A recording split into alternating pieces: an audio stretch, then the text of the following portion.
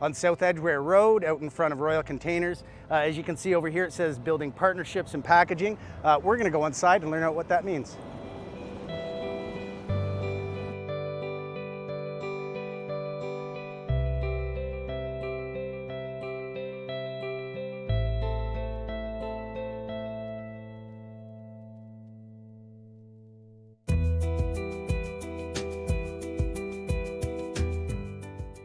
With Greg Marcella, the general manager of Royal Containers, one of the newest businesses established in St. Thomas in our industrial park.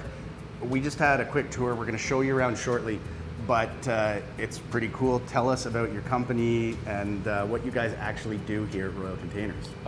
In a nutshell, we are a box manufacturer. So from your regular boxes with 4 sides at the top and the bottom to a display to a die cut, if you need a paper product, we can make it.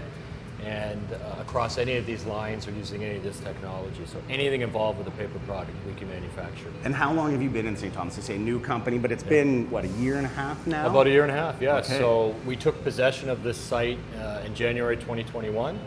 About a year and a half later, we fully moved out of our London facility, which is only 13 minutes up the road. Okay. So this isn't a physically long move, but it certainly had its challenges. And we've now been in here for over a year at this current capacity with everything running, all our people, just blowing the doors off what we did in London. People have seen your work, quite literally, right? If they shop, Yes. right? If they eat. Yes. So I'm gonna go with that's everyone. Yeah. Your work is out there and about there. So let's go take a look at the Sure. design table and figure out how the process gets started. Okay, great. Awesome.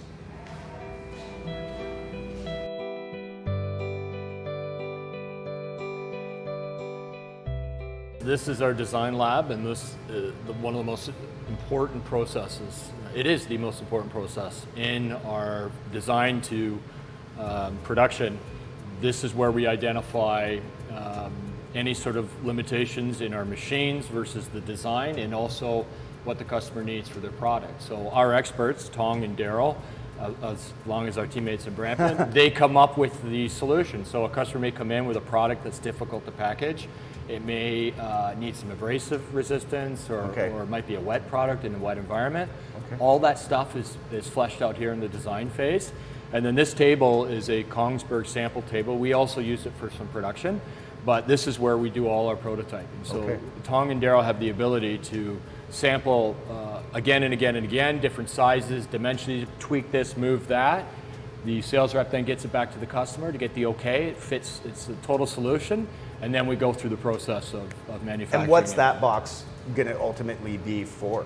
This is a 50-pound potato box. A 50-pound potato box. Yes, Alrighty. yes. I love it. And so you're cutting this out. You're gonna show me how this works. It's a similar design on the table. Yeah. Yep. Alrighty.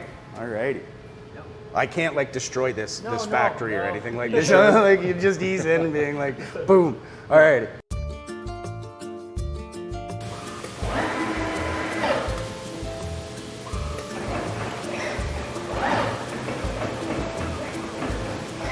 And is it cutting there or is it just creasing? It's creasing first. Okay. So follow with cuts. Yeah. It's in order afterwards.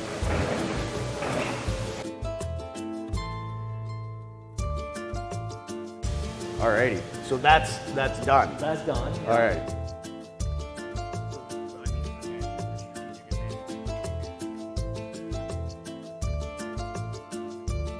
Plenty. Yep. Is that plenty? Yep. Yep. This right here. The lip tucks in there. Yeah. So it becomes an automatic lock for it. So. Box folding is an art, not just a science as well. Here we're learning. Oh, amazing. Awesome. Take a look, guys. So we've just designed a box to hold potatoes, and you're going to show us though, like after that design, conceptualization, we're going to check out the factory floor. Yeah. Awesome.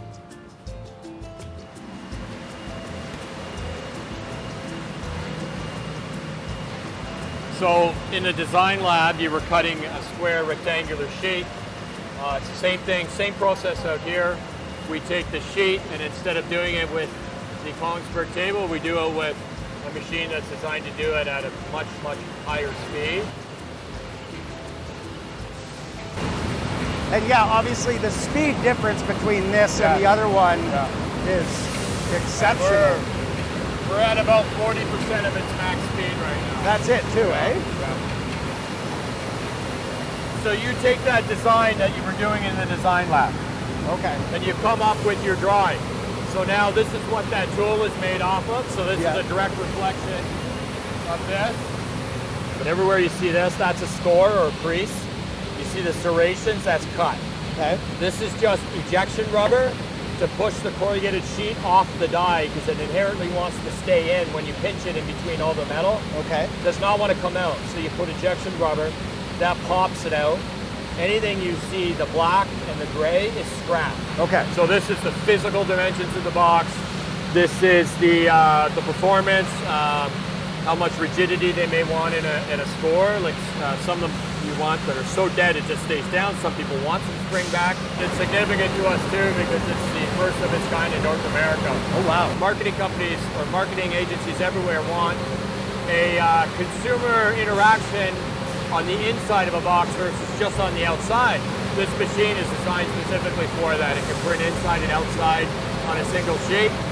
So this is first of its kind to do it.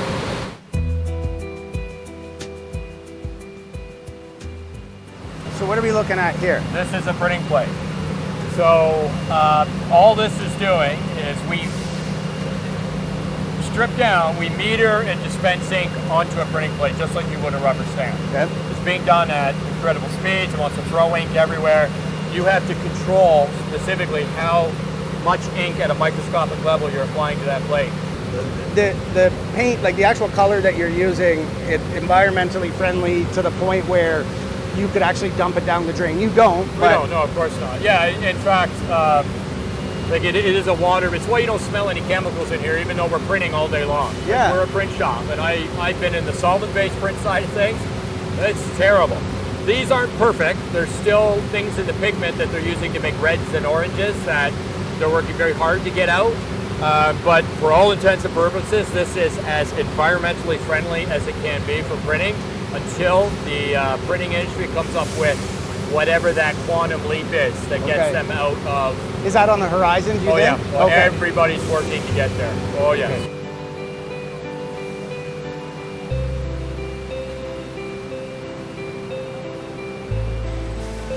So the equipment that you saw running in the first process, the Bob's Master line, this would run there. We would cut this. It needs to come over here for gluing, so for closure. It's a very complex box in our mind. We are adding glue in 3 spots in the manufacturer's glue joint, which is present on all boxes Okay. for the most part. And then we have 2 very specific areas where we are also adding glue to give them a semi-automatic erection kind of on the box, just on the bottom side. And that's all this machine does. It does it at speed, all day, every day. Okay. We are adding glue at this area. That's one of the first things we do after we start flipping the minor flaps. Okay. But there's 3 glue spots. Yellow here, yellow there, yellow on the far. Those are photo eyes that are reading the lead edge, and then we program it to tell it when to dispense the glue. Section is doing the fold. Very important part, because if it's skewed, that box is coming back. Yeah. So that's how it's coming out now? Yes. So we got in flat sheet. Okay. Yeah, so we end up with this. This is a finished product. So this is going to be stacked. Because this is a manual, specially glued item, it's manually stacked. Okay. And then the customer is going to take it off the skid, pick it up, put it on a conveyor usually, fill by hand, fold the box. And typically this application is done on a box sealer, so they throw it through a device that adds shape. Yeah. So this is just one style of hundreds that we do. And also same thing, St. Thomas, Ontario.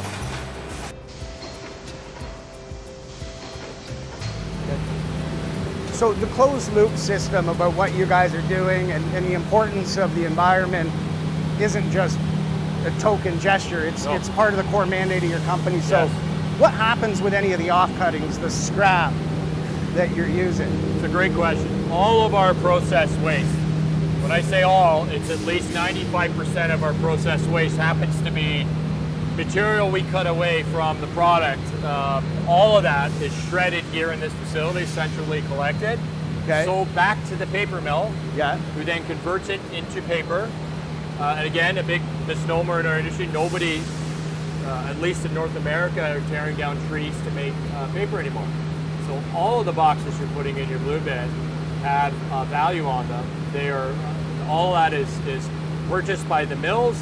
They shred it. It's a proprietary process they create. They now have high performance papers based out of this. And you have a cool stat about how much actually, like, so when you're recycling, corrugated is what, the most efficient Yeah. recycled clothes? Tell us about that, because It- I learned that today. It is the model of which all other blue box, so municipal driven kind of recycling programs are modeled off. So all of the heavy lifting for the blue box program was done by the paper industry.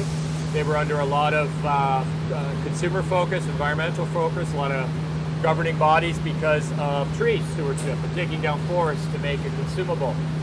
They were forced, as they should have been, down a more sustainable path. So they developed the technology in the mills to actually create a demand for recycled content. If they did not create that demand, it would suffer the same fate as most of the items you put in your blue box, which is they actually aren't recycled. So over 95% of the corrugated cardboard boxes you put in your blue box are recycled. Actually go through Canada's, one of Canada's earliest and first cyclical economies. Any of the items we add to it, so if we want to start putting wax and coatings or special inks or foils or any of the crazy stuff, it has to be done with an idea, are you ruining the recyclability of that product? Our industry's been around long enough, and I mean, I think it's an $80 billion industry in the US alone, that there's a lot of incentive there to fix those problems. And they have. So Yeah. even here, all of our waste goes back to the mill. It's converted into a sheet, we buy it back, it can be done. There's no 7 cycle life, the fibers are too short, all that's been defeated. So like this can go over Infinite life. and over and Yes. over again. Yeah. Everything you see here, like if you see scrap on the floor, we pick it up and put it in its value to us. Yeah. We sell that back to the mill. We have a partnership, ownership position there. They convert it into paper, goes to our sheet feeder. They put it into corrugated sheets. We buy it back. Harmonious. Yes, it's the model that a lot of industries wish they had. You need to talk about what you're doing with your processed waste. You need to talk about your carbon footprint. You need to have all these plans before. Congratulations for 1.5 years, and we're really excited to have you guys in the community. Well, thank you very much. We are absolutely honored to be here. We've been welcomed with open arms. There's a lot of reservation going through something like this, a lot of areas where you think either you've made the wrong decision or there's potential for it to blow up in your face, and thankfully, through a lot of hard work with the chamber and everything else we've done, it has turned out better than we could expect. It really has. Very happy to be here. That's fantastic. Yes. Thanks again, Greg. Royal Containers, awesome day. No problem.